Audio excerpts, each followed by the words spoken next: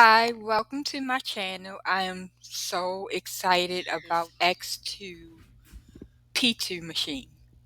I just took a leap when deciding this was worth the investment.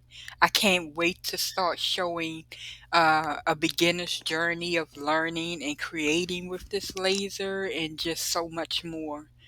I've never used a laser, nor have I ever owned a laser, so this should be interesting. By the way, this is 3 millimeter basswood or basswood that came with this machine. I engraved, I scored, and I cut this elephant.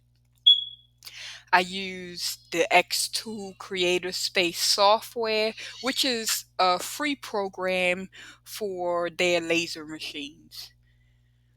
That's also where I found this cute elephant image.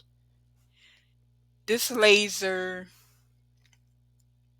was not right out of the box. There was a bit of a learning curve trying to figure out and align the mirrors.